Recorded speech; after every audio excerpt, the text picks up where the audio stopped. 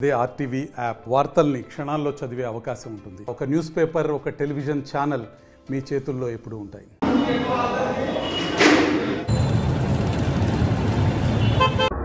కలియుగ అర్జునుడు వస్తున్నాడంట నంద్యాలకు. మరి కలియుగ అర్జునుడు వస్తున్నాడా లేకపోతే కలియుగ రాక్షసుడు వస్తున్నాడా ప్రజలే చెప్పాలి. ఇంకో మాట అంటారు, ఇక్కడంట పేదలకు పెత్తందారులకు మధ్య యుద్ధం అంట. అంటే జగన్మోహన్ రెడ్డి గారు పేదవాడు అని ఎవరైనా ఈ లోకంలో అనగలుగుతారా?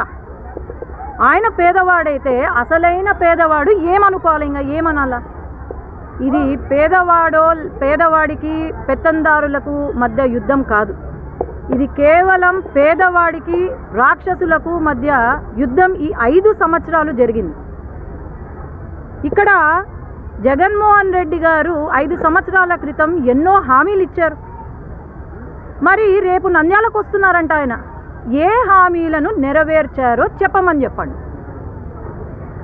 ఈరోజు జాబులు ఇప్పిస్తాను, దాదాపు సంవత్సరానికి 4 లక్షల జాబులు ఇప్పిస్తాను అని అన్నారు.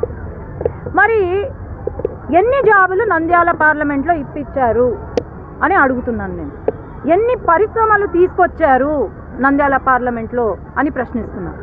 ఈరోజు ఉన్న పరిశ్రమలలో కూడా మన లోకల్ వాళ్ళు జాబులో పెట్టుంటే, చంద్రబాబు నాయుడు గారి హయాంలో ఇచ్చిన పరిశ్రమలలో మన లోకల్ పిల్లలను జాబులలో పెట్టుంటే వాళ్ళను తీసేసి ఎక్కడో డబ్బుల కోసం బీహార్ నుంచి, ఒరిస్సా నుంచి వచ్చిన పిల్లలకు జాబులు ఇప్పించారు. ఇదా మరి అభివృద్ధి అంటే? లేదంటే ఇక్కడ కరెంటు ఛార్జీలు సంవత్సరంలో 9 సార్లు కరెంటు ఛార్జీలను పెంచాడు. ఈ కేవలం కరెంటు పైనే 64 లక్షల కోట్ల రూపాయలు ఈరోజు అప్పులో ఉన్నాం మనం. ట్రూ అప్ ఛార్జీల పేరుతో, లేదంటే స్పీడ్ మీటర్లో ఏదో మీటర్లు చెప్తారు, మీటర్లు పెడుతున్నామని చెప్తారు. ప్రజల నుండి ఆఖరికి పన్నులు, చెత్త పన్నులు, ఇలాంటి కార్యక్రమాలు చేసుకుంటూ పోతున్నారు. మరి శాండ్ మాఫియా, శాండ్ కానీ ఎర్ర మట్టి కానీ ఈరోజు ఏమన్నారు? ఆ రోజు శాండ్ ఎక్కడైతే ఇల్లీగల్గా ఏదైనా ఉంది అంటే అది ఆపేస్తాము, అది అరికడతాము అని అన్నారు. ఆ రోజు ఏం జరగలేదు. కానీ ఈరోజు మటుకు కేవలం ఆ శాండ్ దున్నుకోవడానికని చెప్పి గేట్లు కూడా వదలని పరిస్థితి. ఈరోజు కరువు ఎందుకు వచ్చింది? ఇంత కరువు ఎందుకు వచ్చింది? నీళ్లు లేక ఎందుకు అల్లాడిపోతున్నారు అంటే కేవలం వాళ్ళు ఇసుక దున్నుకోవడానికని చెప్పి గేట్లు వదలకుండా, లేకపోతే ఎప్పుడు ఏ టైంలో సకాలంలో గేట్లు వదలకుండా చేస్తున్న పని ఇది. అలాగే ఈరోజు ఆయన ఒకటే సమాధానం చెప్పాలా, అమ్మఒడి అని చెప్పారు. మరి అమ్మఒడి ఎవరెవరికి అందిందండి? ఆయన ఏమన్నారు? ఇంట్లో ఉన్న వాళ్ళందరికీ అమ్మఒడి ఇస్తాను అని అన్నారు. మరి ఏమైంది అమ్మఒడి? అన్నా క్యాంటీన్లు ఆ రోజు పేదవాడి కడుపు నిండేది 5 రూపాయలతో, అది కొనసాగిస్తాను అని చెప్పారు. మరి అన్నా క్యాంటీన్లు ఏమైనాయండి? వెంటనే తీసేశారు. అట్లాగే ఈరోజు మన ఉద్యోగస్తులు ఉన్నారు, డిఏలు సకాలంలో ఇస్తానన్నారు, ఏమైంది? సిపిఎస్ రద్దు చేస్తానన్నారు, మరి ఏమైంది? ఇవన్నీ జవాబులు ఇవ్వమనండి. మొన్న పాపం మెగా డిఎస్సి ఇవ్వండి నాయనా అని మొత్తుకుంటే నెక్స్ట్ డే ఇచ్చేసాం మెగా డిఎస్సి అని ఒక bottle, liquor bottle mega DSC పేరుతో రిలీజ్ చేస్తారు. ఇది ఏమన్నారు? మద్యపాన నిషేధం చేస్తానన్నారు.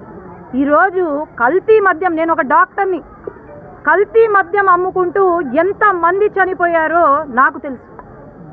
దాదాపు 30,000 మంది లివర్ చెడిపోయి చనిపోయి ఉన్నారు. 35 లక్షల మంది బాధితులు ఉన్నారు ఈ కల్తీ మద్యానికి. ఈరోజు ఆడవారి జీవితాలను నాశనం చేయడానికి ఈ కల్తీ మందుని అమ్ముతున్నారు.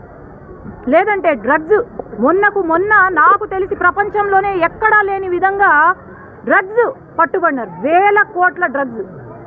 ఏమన్నా వీళ్ళు ఈ కల్తీ మందులో ఆ డ్రగ్స్ కలిపి బానిసలుగా మార్చాలి, ఈ ఎన్నికలకు ఓట్లేయాలా, మళ్ళీ ఆ మద్యం రావాలని చేస్తున్న నాటకాలా ఇది అని నాకు డౌట్ వస్తుంది.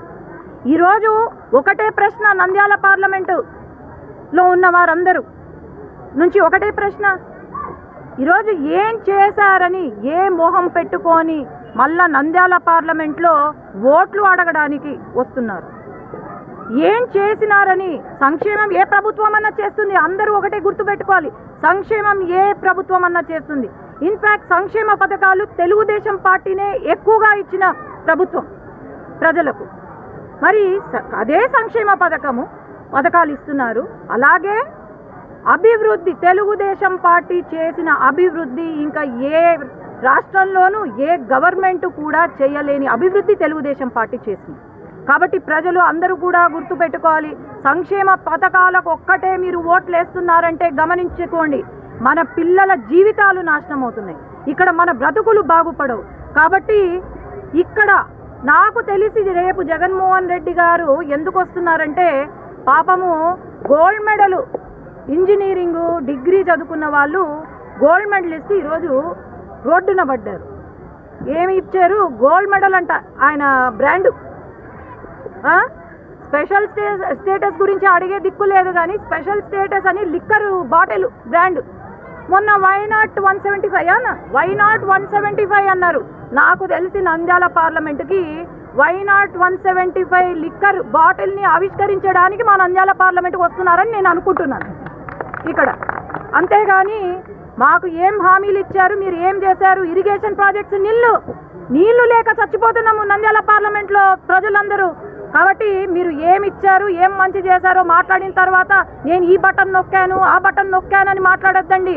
మీకు బటన్ మోహన్ రెడ్డి గారు అని పేరు వచ్చింది పాపం ఈ నంద్యాల పార్లమెంట్లో.